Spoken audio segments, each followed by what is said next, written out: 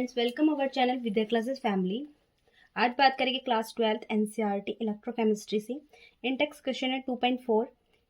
Question में बोला है calculate the potential of hydrogen electrode in contact with a solution whose pH is 10। ठीक है, हमें हाइड्रोजन इलेक्ट्रोड का क्या बताना है, पोटेंशियल कैलकुलेट करना है। ठीक है, जिसका सॉल्यूशन का जो पीएच है वो क्या दे रखा है, हमें 10 दे रखा है। ठीक है, तो हमें पहले जो काम करना है उसमें देखते हैं पहले रिएक्शन। हाइड्रोजन इलेक्ट्रोड की जो रिएक्शन है वो क्या होगी, H प्लस 1 इलेक्ट्रॉन प्रोडक्ट में बनेगा हाफ H2। ठीक है, ये इसकी रिएक्शन हो गई। अब इसमें देखो, इसमें क्या हो रहा है, यहाँ पे रिडक्शन हो रहा है।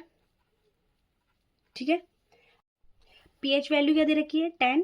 ठीक है, अब इसमें देखो हम क्या निकालेंगे, सेल का पोटेंशियल निकालेंगे, जिसका फॉर्मूला क्या होता है, E cell is equal to E naught cell minus 0.059 upon n log product की कंसेंट्रेशन। देखो यहाँ पर सॉलिड है, सॉलिड की कंसेंट्रेशन नहीं लेंगे तो यहाँ पे लिखेंगे 1 अपॉन रिएक्टेंट की कंसेंट्रेशन होगा हमारा रिएक्टेंट H प्लस आयन।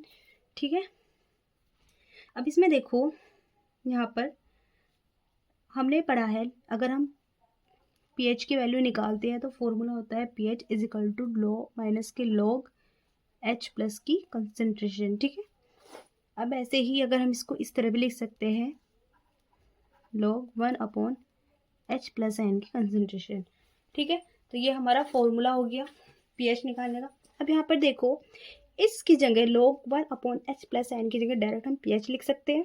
ठीक है, तो इसका नया फॉर्मूला जो बनता है E cell is equal to E naught cell minus 0.059 upon n into में पीएच।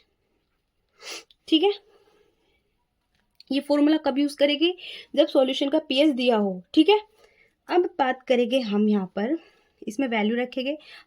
जो हाइड्रोजन इलेक्ट्रोड का जो पोटेंशियल होता है वो क्या होता है, 0 होती है ई नॉट सेल की वैल्यू। तो 0 माइनस 0.059 अपॉन एन की वैल्यू, यहाँ पर देखो जो इलेक्ट्रॉन का ट्रांसफर हो रहा है, यहाँ पर 0 है तो 1 इलेक्ट्रॉन का ट्रांसफर हो रहा है, तो एन इज इक्वल टू क्या हुआ हमारा, यहाँ पर 1 हुआ। तो एन यहाँ पे एन की वैल्यू 1। ठीक है, पीएच यहाँ पे 10। यहाँ पर देखो ई सेल की वैल्यू क्या आ जाएगी, 0 माइनस के 0.059 इंटू 10। ठीक है, यानी कि माइनस के 0.59 वोल्ट, ये हमारी ई सेल की वैल्यू आ जाएगी। ठीक है, तो ये हमारा इसका आंसर आ जाता है ऐसे।